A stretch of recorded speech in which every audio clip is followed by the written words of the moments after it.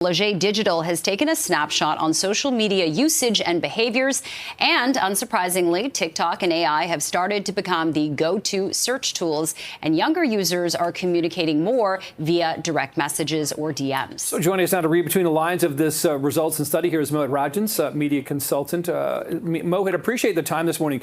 The numbers are quite fascinating. What are sort of the conclusions you draw from these results here about how, TikTok and AI is sort of where the younger generation is going for their searches now? Well, it's a little scary considering one of the other stats is that 56% of Canadians actually can't decipher between what is AI content and what is real content. And so we are at this precipice right now. This study does show a few different things. It shows that our daily habits when it comes down to the use of artificial intelligence and social media, et cetera, are starting to change based on our demographics. The younger generation is using social media more for what they refer to as direct messaging rather than trying to show off their best life. People are going to TikTok more to search for news than they ever have been before. And that might be a direct result of the fact that you can't get actual news on Google and Meta and main sources right now. So we are starting to see actual stats come to life. We don't have a one digital place and ecosystem where just one app is favorable to everybody. Instead, we're starting to see multiple splinters in the internet in real time. And that can prove to be problematic considering what's happening with innovation. Yeah, and especially when information is just coming at you these days where it's constant. You're bombarded with things. For example, on my X feed, I don't even really go to the people I'm following. It's just, you might be interested in this. And I find myself just scrolling through it, consuming all this things that the algorithm feeds to you. For you versus following, For sure, that adds another element. Look, we're in a really, really crazy place these days when it comes to geopolitical news. And what I found interesting with this study was that it shows that kind of these text-based social media platforms like X and Threads, they're where a lot of people get their content for political news. However, it shows that X had a slight kind of decrease while Threads went up 18% compared to like 14% last year. So what do you make of why political news is kind of gravitated towards this kind of format?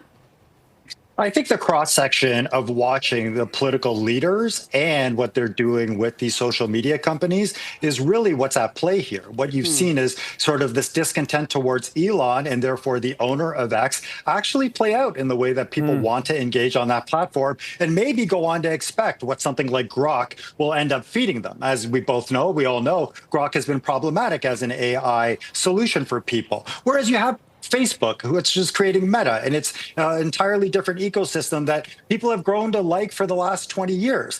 But make no mistake about it, everyone from Google to Meta, et cetera, they're all fighting for the same thing, which is a market share of your attention. And while YouTube is still high on the trust factor when it comes down to a certain demographic, people still can't decipher between AI content that they're seeing and misinformation they're seeing on various feeds. So if we don't use this opportunity right now to reboot what it means to actually have media literacy, we're going to see this get away from us really fast. Yeah. On the flip side, Mohit, when it comes to people putting content out on social media, what do you draw from, what it seems people like or are attracted to when it comes to social media posts, whether it's, brands or influencers?